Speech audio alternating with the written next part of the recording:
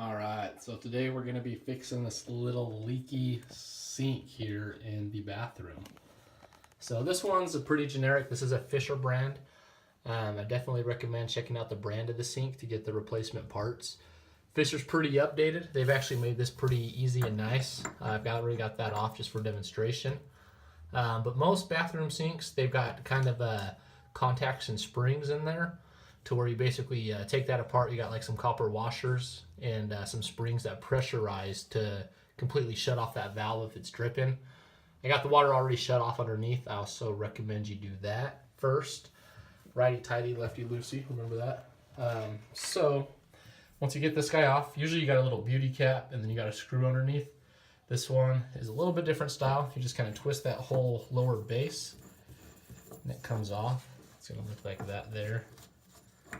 Pop that off, and like I said, Fisher has made this nice. I already popped that loose there, but it's that little nut there on top.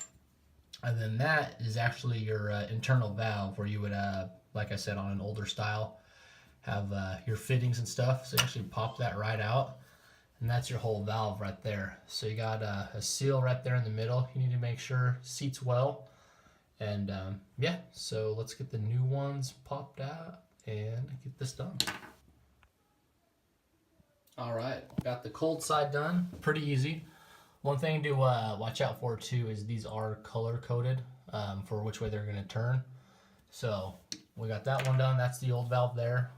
Make sure when you drop that down that you do line it up perpendicular. Otherwise, you know, it's going to sit like that while it's off. So we got that one done. Gonna get the hot side done next. Like we mentioned earlier, you've just got that one seal at the bottom that needs to make sure you seat in there well. This kind of has a spline at the bottom that kind of just clicks in place when you push it. And then you got one little seal you're going to drop on the top. Put your retainer cap on. And then the really tool I needed for this was just your good old handy pipe wrench to get that back on. And then when you're twisted on your beauty cap, you're actually just going to crank that on by hand. Just make sure all your little beauty seals, like that guy, match up at the bottom. So let's get this guy done and cranked on and test it out. Bam! There it is.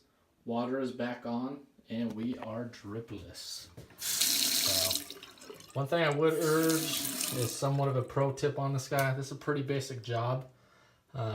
You know, first getting these guys lined back up.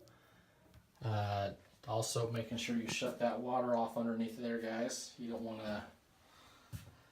Fortunately, I cut this out from the bloopers, but I had tested the valve while the water was still on there, and I had painted the ceiling there with water. You kind of see a little bit of excess mess there, but definitely do not turn the water on until you have those guys secured in. Otherwise, you will be having a wet bathroom.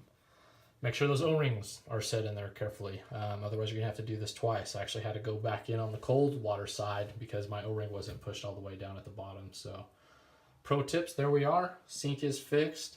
Saved $10. These guys are about $4.78 a piece versus a new sink, looking about $200. So, our new faucet. Pro tip, bam, bam. 2 tools, there you go. Save yourself $150. You're welcome.